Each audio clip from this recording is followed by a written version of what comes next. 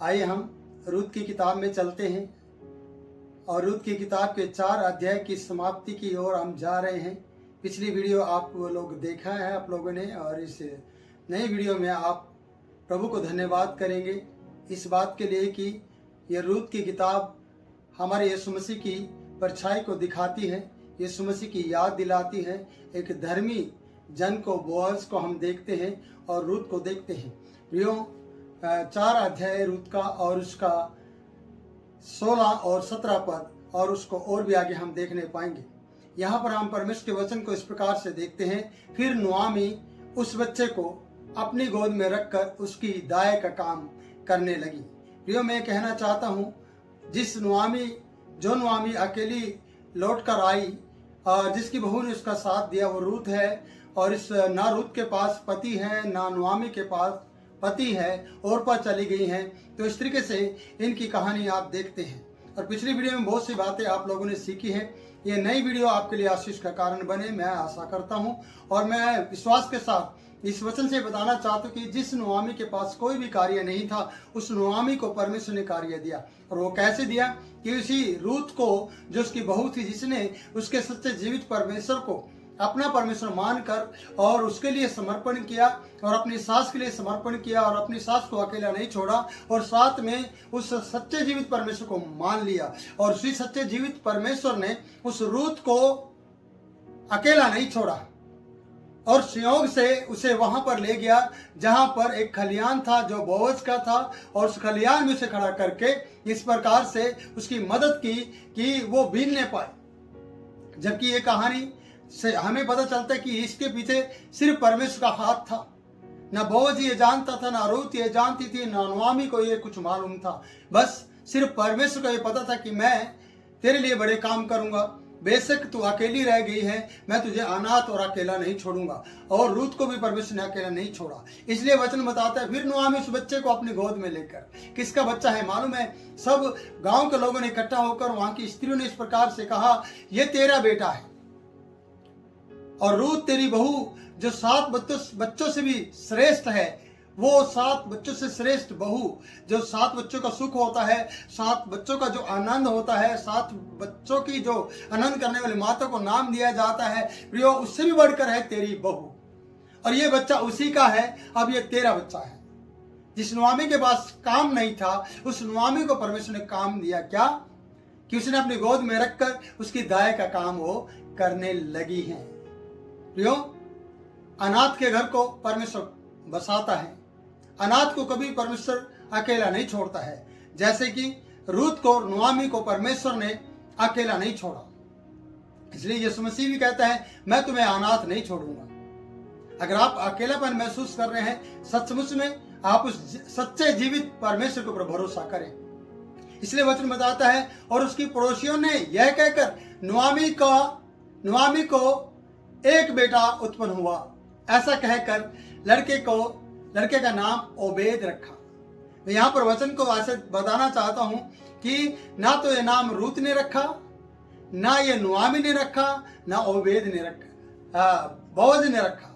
ये नाम ओबेद है।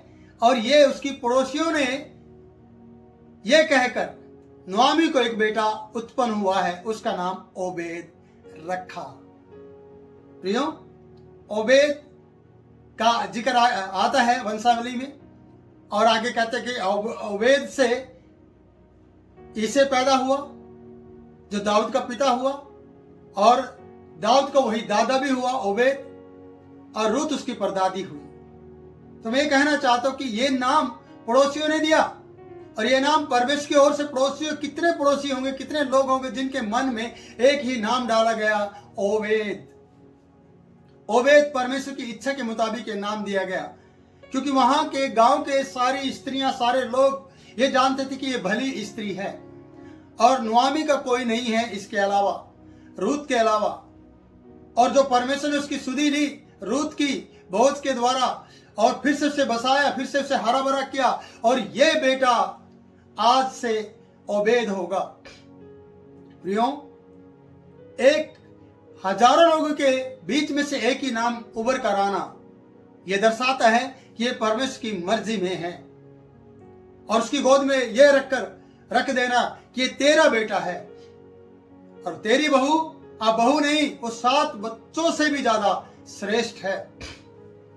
प्रियो, सोचिए जरा, जब आप समर्पण में आते हैं, जब आप अपने परिवार घर सबको छोड़कर आगे बढ़ते हैं और जब यीशु मसीह को आप अपना मुक्तिदाता के रूप में ग्रहण करते हैं, तब आपके लोग आपके विरुद्ध में खड़े हो जाएंगे, रिश्तेदार आपके विरुद्ध में खड़े हो जाएगा, समाज आपके विरुद्ध में खड़ा हो जाएगा, पर आपको पीछे मुड़कर नहीं देखना। परमेश्वर के वचन में लिखा है, जो हल पर हाथ रख के पीछे देखता है वो मेरे योग्य नहीं। प्रियो, रूत ने पीछे मुड़कर नहीं देखा, जबकि नुआमी ने उससे कहा कि तू भी जा और अपना घर बसा ले, और वो उसका घर बसाना चाहती थी। जैसे ओरपा चुम्बन लिया और चली गई। ऐसे बहुत से लोग हैं संसार के अंदर जो आज प्रेम को इस तरीके से दर्शाते हैं, चुम्बन लेंगे और फिर छोड़कर चले जाएंगे, टाटा बाय बोलेंगे और फिर कभी लौटकर वापस नहीं आएंगे। और यहां पर रूत ने वो करके दिखाया जो किसी और ने नहीं, और परमेश्वर ने इन सब से भी बढ़कर दिखाया जिसके कोई आस ना हो। नुआमी की हम उस कहानी को देखते हैं, जब हम पिछले अध्याय में पढ़ते हैं पहले अध्याय में, वहां पर इस प्रकार से लिखा है, मेरे पास अगर पति होता तो दूसरा बच्चा तुम्हारे लिए होता, अगर हो भी जाता तो क्या तुम उसके सियाने होने तक, जवान होने तक इंतजार करती? तो इसलिए मेरे पास कोई भी आशा नहीं है और मैं दोबारा शादी नहीं कर सकती कि फिर से बच्चे पैदा करूं, मैं बुजुर्ग हूं। मतलब कोई भी उसकी जिंदगी में आशा नहीं थी, कोई भी उसकी जिंदगी में उम्मीद नहीं थी। जहां व्यक्ति ना उम्मीद हो जाए, जहां उसको कुछ भी दिखाई ना दे, वहां पर एक है सच्चा जीवित परमेश्वर जो आपके लिए उम्मीद और आशा उत्पन्न कर सकता है। वो है सच्चा जीवित परमेश्वर यहोवा, वह है उसका पुत्र यीशु मसीह, वो है सहायक पवित्र आत्मा जो आपको अकेला नहीं छोड़ेगा। इसलिए नुआमी को जहां आशा नहीं थी, जहां रूत के लिए निराशा ही निराशा थी, जहां रूत लौट सकती थी ऑप्शन था, रूत ने सच्चे जीवित परमेश्वर को माना और सच्चे जीवित परमेश्वर ने उसके लिए एक ऐसा रास्ता निकाला जो वो बोझ को अकेला किया और रूत के लिए उसे खड़ा किया। और वो अचानक से संयोग से उसी खेत में गई जहां पर परमेश्वर ने उसे बीनने की इजाजत दी थी। आप सोचिए, कई बार आपको घर से निकलकर परमेश्वर की महिमा के लिए जाना होगा और परमेश्वर आपको उसी खलियान में ले जाएगा जहां पर परमेश्वर की इच्छा है।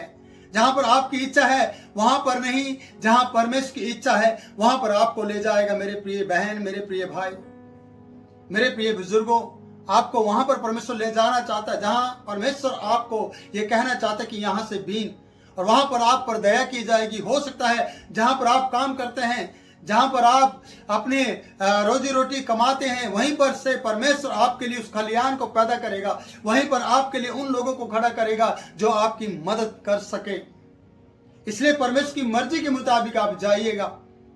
अपनी चाहत और अपनी इच्छा और अपने आप को ये कहते हो कि मुझे वहां अच्छा लगता है इसलिए मैं जाऊं, नहीं प्रियो, जहां परमेश्वर को अच्छा लगता है वहां पर आप जाएं। इसलिए यहां पर लिखा है कि नुआमी ने उस बच्चे को गोद में लिया और उसका दाई का काम करने लगी। एक अच्छा कार्य उसे मिला जो उसके टाइम को व्यतीत कर सके, या वो आप अकेलापन महसूस नहीं करेंगे, क्योंकि उसने गोद में उन 2 बच्चों की आशीष को देखा था जो किल्लोन और महलोन था। और वो उम्मीद कर रही थी कि 10 साल के दौरान जब वो रूत और महलोन इकट्ठे रहे, जब किल्लोन और ओरपा इकट्ठी रही, कि उनको संतान हो, पर उनको कोई संतान नहीं हुई थी। वो कितनी उम्मीदों में और आशा भरी स्त्री थी नुआमी, जो एक बच्चे की उम्मीद कर रही थी कि दोनों बच्चों में से किसी का एक बच्चा हो, लेकिन वो बच्चे होने से पहले ही इस दुनिया से चले गए थे। पर आज नुआमी के लिए उसी के कुटुंबी में से एक धर्मी जन को खड़ा किया, वो है बोअज, और बोअज के द्वारा परमेश्वर ने एक धर्मी पुत्र को उत्पन्न किया और उसकी गोद में रखा, उसका नाम है ओबेद। इसलिए मैं इस वीडियो को यहीं पर समाप्त करना चाहूंगा। मेरे 10 मिनट पूरे होने वाले हैं। मैं इन दूसरी आयतों को पढ़ना चाहूंगा। लिखा कि पेरेस की वंशावली यह है, अर्थात हेस्रोन, और हेस्रोन से राम, और राम से अबीनादाब, और अबीनादाब से नहसोन, और नहसोन से सलमोन, और सलमोन से बोआज, और बोआज से ओबेद, और ओबेद से ईसे, और इसे से दाऊद उत्पन्न हुआ।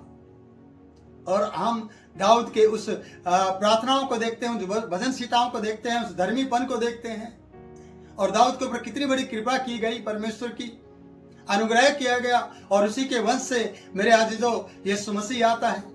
ये पीढ़ी दर पीढ़ी की आशीष परमेश्वर के हाथ में होती है। वो कहां से, कैसे, किस तरीके से आपके बीच में परमेश्वर की आशीष को लेकर आता है, ये आप समझ नहीं पाएंगे। इसलिए आपको समझना होगा, आपको ये विश्वास करना होगा कि अगर आज मैं अकेला हूं, अकेली हूं, तो मेरा परमेश्वर मेरे साथ है। वो मेरे अकेलेपन को दूर करेगा। मैं पवित्रता के साथ जिंदगी जीऊंगी और परमेश्वर मेरी सहायता करेगा। प्रभु इन वचनों के द्वारा आप लोगों को आशीष दे। मैं किरण पॉल आपसे विदा लेता हूं। फिर मिलूंगा नए वचन के साथ नई वीडियो में, ताकि आपको परमेश्वर के वचन को और ज्यादा सिखा सकूं। प्रभु आपको आशीष दे।